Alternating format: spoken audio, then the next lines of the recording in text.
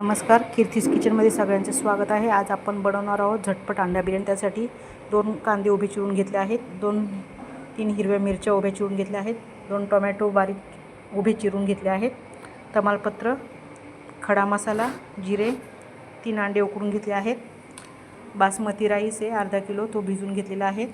इथे मिरची पावडर आहे, हळद, बिर्याणी मसाला, धना पावडर आणि मीठ. कुकर घेतला आहे, त्यात तेल गरम करायला ठेवलं आहे. त्यात आपण कांदा टाकूया, जिरे टाकूया, टोमॅटो, हिरवी मिरची बारीक उभ्या चिरलेल्या, तमालपत्र हे छान लालसर होईपर्यंत परतून घेऊया. आपला कांदा टोमॅटो छान परतून झाले आहे. तर त्याच्यात 1 चम्मच अद्रक लसूणची पेस्ट टाकते आहे. छान परतून लाल झाला आहे. आता आपले हे मसाले ते टाकून घेऊया त्याच्यात.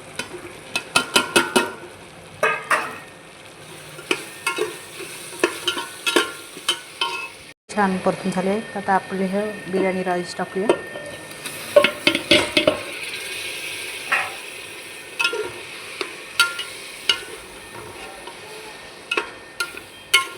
पाच मिनिटं छान परतून घेऊया.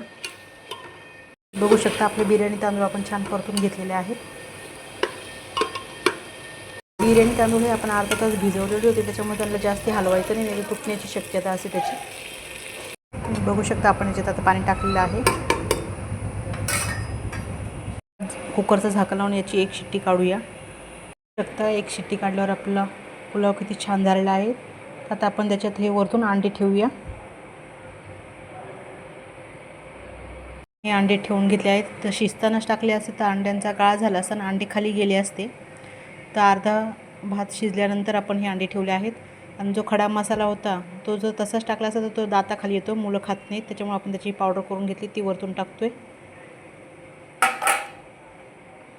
कोथिंबीर टाकतोय आणि बारीक गॅस करून 5 मिनटं असंच झाकण लावून कुकर ठेवूया. तर 5 मिनटं झालेले आहेत. आपण कुकरचं झाकण काढून बघूया आपला पुलाव किती छान झालेला. तुम्ही बघू शकता आपला पुलाव किती छान झालेला आहे. तुम्ही करून बघा, तुम्हालाही नक्कीच आवडेल. झटपट कुकरमध्ये पुलाव अंडा बिर्याणी. हा झाला आहे आपला अंडा राईस तयार. झटपट तुम्ही करून बघा, तुम्हालाही नक्कीच आवडेल.